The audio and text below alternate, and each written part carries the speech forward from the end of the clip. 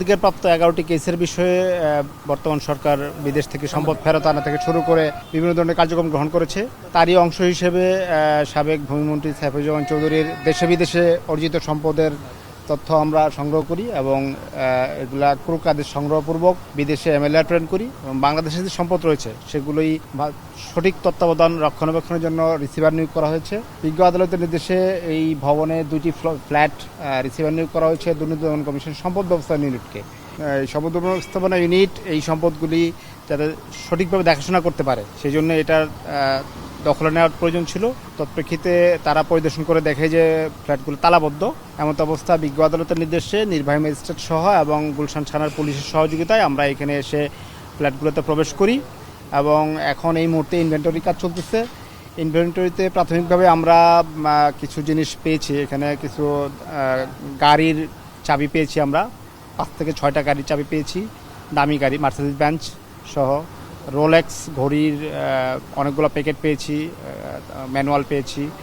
এছাড়া বেশিরভাগ দামি জিনিস অবশ্য সরিয়ে ফেলেছে, তবে আমরা এখান থেকে অনেক ক্লু পাবো, তদন্তের অনেকগুলো ক্লু পাবো যেগুলো আমরা ভবিষ্যতে আমাদের কাজে লাগবে। তো আপাতত আমরা ইনভেন্টরি করছি। ফ্ল্যাটে অনেকগুলা ওনাদের ব্যবহৃত কাপড় চোপড়, দামি জুতা, দামি কাপড় এবং বিভিন্ন ফার্নিচার রয়েছে। এগুলো আমরা ইনভেন্টরি করে পরবর্তীতে সম্পদ ব্যবস্থাপনা ইউনিটকে বুঝিয়ে দিব যাতে তারা এটা রাষ্ট্রের আওতায় আনতে পারে। সম্পদ ব্যবস্থাপনা ইউনিট এই সম্পত্তি নিয়ে কী করবে?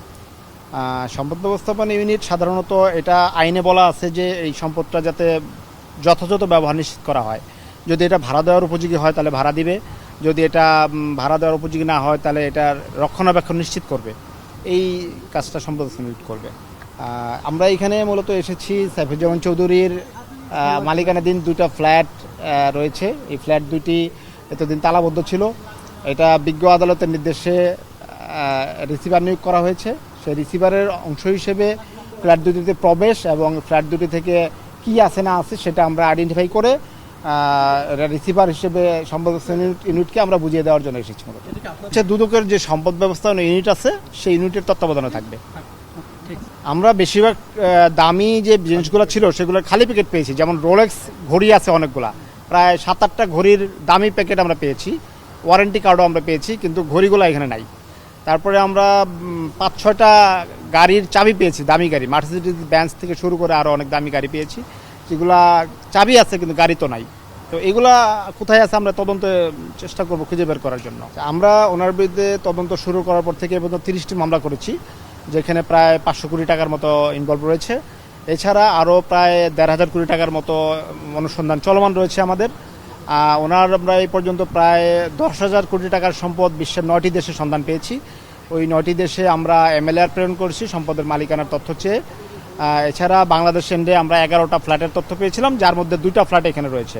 এই 2টা ফ্ল্যাটের একটা ফ্ল্যাটের আয়তন 3,700 স্কোয়ার ফিট করে এবং এক একটার মূল্য হচ্ছে 9 কোটি করে, 2টা মিলে 18 কোটি টাকা মূল্য।